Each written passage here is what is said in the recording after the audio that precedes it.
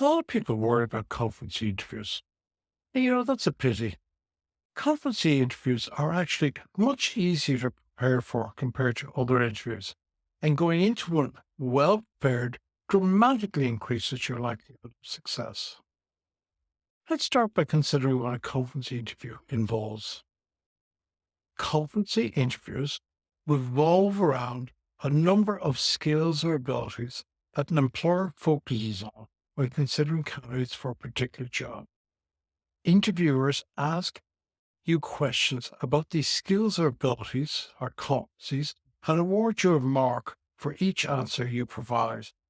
In its most basic form, a competency question asks you to describe a time when you demonstrated a particular skill or ability.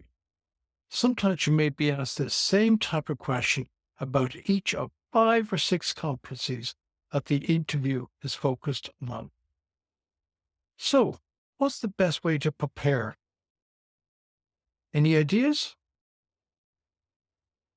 There is a framework recommended by almost all interview trainers for answering competency questions. It is the STAR framework, and you should use it.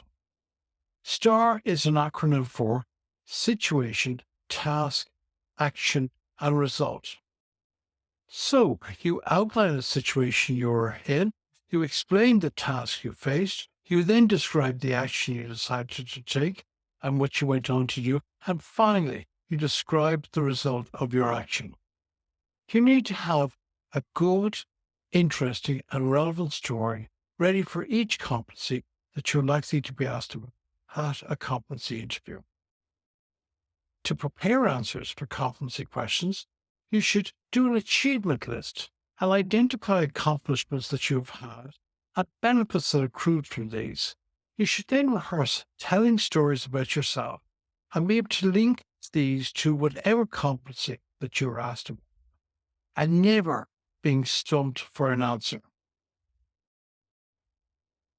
Finally, here are the 5 main mistakes people make in answering competency questions.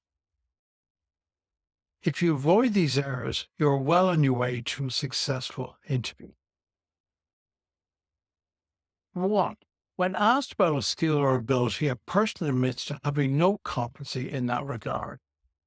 This kind of reply is a mortison, and very often it's impossible to recover from. Number 2. The person does not tell a story. You might have lots of theories and other information, but the interviewers are looking for a story. Number 3. The person does not provide enough detail in their story. Sufficient details need to be provided, especially on the action that you decided on and then undertook. Number 4. The person uses we a good deal rather than I. Talk about what you personally did. Number 5. Stories told are not relevant to the seniority of the job. For example, if you're being interviewed for a management role, make sure that your stories involve you in managerial responsibilities. At the end of this video, there are links to a wide range of similar videos, including Competency Interviews 2 at the website interviewexpert.ie. And please remember, how you do an interview depends on how you prepare for the interview.